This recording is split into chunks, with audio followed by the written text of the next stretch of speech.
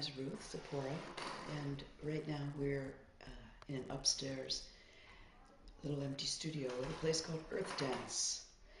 It's in Western Massachusetts, and it's a retreat center for dance-oriented trainings, I think. Yeah, I really don't know what goes on here. And that's what I'm doing here, and students have met me here. And we're doing 5 or 6 days of, I'm sharing the practice of action theater, which is the name of the work that I do, which is an improvisational form. And it combines movement and vocalization and language in order to follow the mysteries of an improvisation and create mysteries of an improvisation. So a lot of the training addresses necessities of this practice. One is getting the mind quiet enough so that, as I like to say to students, so the fairies can descend. But it means where the mind is, where the thoughts are not working to create the improvisation, but are open to receive whatever information comes along. Where that information comes from is one of the mysteries. Yep. And then some of the training is about developing a skillful mechanism, so that when a fairy arrives in the room, it's expressed in the clearest, most powerful, most illuminating way. So we develop physical skills, vocal skills, and skills of speech. Other parts of the training address how to proceed through improvisation, how to proceed through a day. How do I know what to do next? It answers those kinds of questions. So the book is open. This book is open. Okay. Now, how do I specifically relate to the audience? That's a different thing. Who is the audience in my world? And there's so many different ways. The feeling is that there's a sort of a life force in the room besides me. And I'm in communication with this life force, but my content is not about the life force. The content is whatever the content is. Okay. How do I direct myself to the audience? That was part of your question, right? Yeah. Do you not? Is there any with this living, breathing part of the room that affects how I space, how I direct, all that kind of stuff. Contact with an individual in the audience, which I don't do normally. I can't remember when I've done that last. But that's a possibility. Some people like to do that. Or I'm sort of, since I'm not making direct contact, then there's kind of this general wash that I'm engaging in, which is like when you're out here and I'm saying talk to us. I'm not saying talk to me. I'm saying talk to us. So there's an usness out there. I mean, time is a fiction that we create because it's useful. I don't think nature knows that there's a thing called time. But in training, it's very useful because if a person is hearing the rhythmic patterns, which doesn't, and by rhythmic patterns, I don't mean I just mean even me talking to you has, the way I'm using speech right now, has rhythmic pattern to it.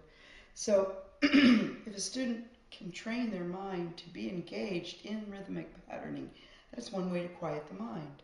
And so then there's no other exterior thinking, planning, worrying. There's something more fascinating and more enticing and arousing going on, which is the rhythmic pattern of how one moment follows another, follows another, follows another, follows another. So timing is big. And also, all the tools that we use, how we are in space, how we shape either the body or the speech, how we respond to dynamic flows of things, so everything isn't just always the same. So there's lots of, these are the tools though. This is not what it's about. Now, there are a lot of dance forms where that is the content, where these aspects of form are the content. But in this practice, these aspects of form are the tools with which we paint our actions. Yeah. So we hone our skills a lot so that we've got a lot of possibilities. Yeah. Until the 50 minutes hour's over, and God, I'm done. I'm quitting and never doing another improvisation until the next one. Because maybe the next one I'll be able to walk off and say, "Oh, that's who I am." Okay, but by I don't mean the limitation of this. I just mean that's who the universal I is at that moment. I mean, I hate this language. I hate even talking about it because as soon as I say it, it's immediately wrong. Free enough space so that any of that is going to become accessible to you. That, okay? So there's that, and there's also staying close to home in that what is it about this world that I'm finding myself in right now that's engaging? Rather than talking about, peanut butter and bananas. You know what I mean? Yes. That all is part of training.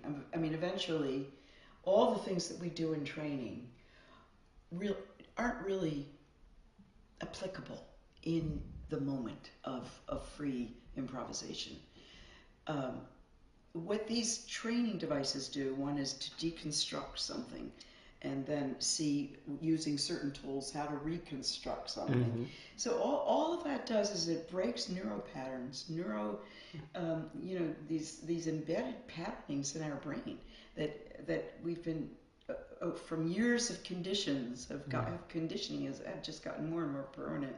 So what we're doing is sort of rerouting possibilities, and so I think that what we end up with is a much more complex system, and it seems like the improvisers that I know that have been spending a lot of time like this are very aware, alert, imaginative. I mean, they've got a lot of things going. They just don't have, they're not limited to the skill of how high they can raise their leg. Yeah. Or how broad they can say their O's.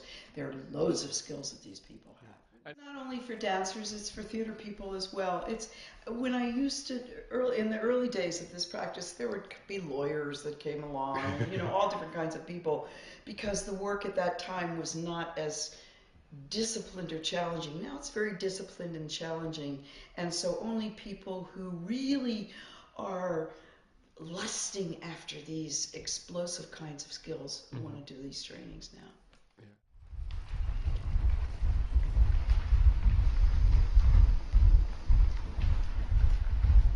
Okay, everybody's walking the same pulse.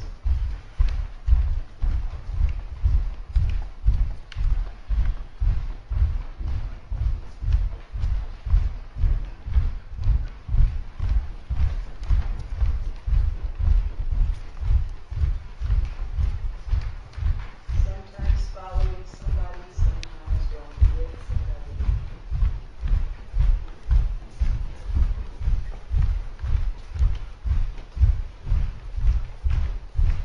See if this pulse can stay constant no matter how you almost bump into somebody or whatever.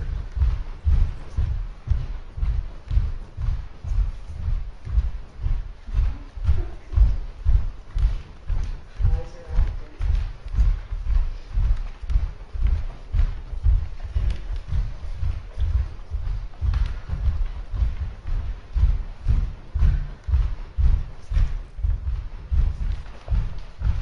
Join them.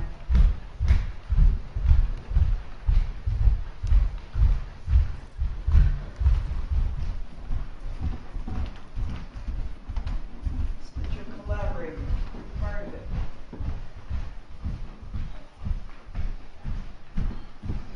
Sometimes walk in space, in place.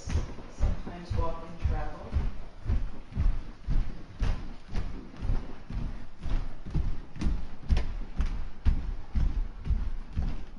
See the whole room all the time. See how what you're doing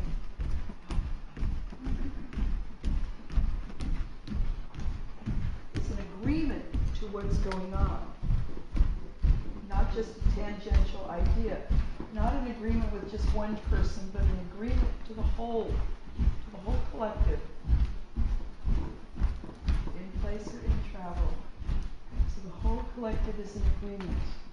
And how you're going to define the space together.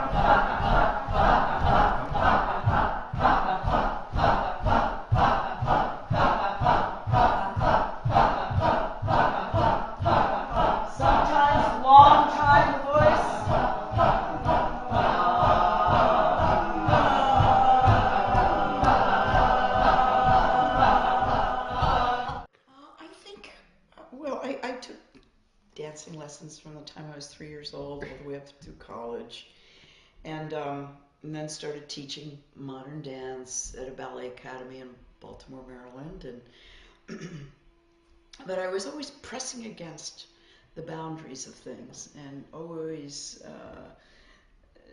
not wanting to do anything like anybody else was doing it. My dance teacher, and traditionally in those days in dance class, you started at the back, and as you got better and better, you'd get more. Finally, your goal was to get on that front line. So as soon as I'd get on the line next to the front line, I'd quit and go to another teacher. So I did not want to look like that teacher. I did not want to look like what she wanted me to look like. As you can imagine, my parents had troubles with me, but so I've always been, and then when I was 17 years old, my father gave me autobiography of a yogi to read, and I think he gave me that because I was asking questions all the time, and I think he got exhausted, so he said, go in a corner and read this book.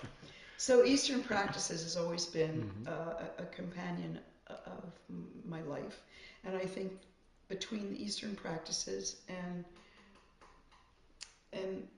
exploring the body world, I think that's what's influenced. I've never had any teachers as far as this work is concerned.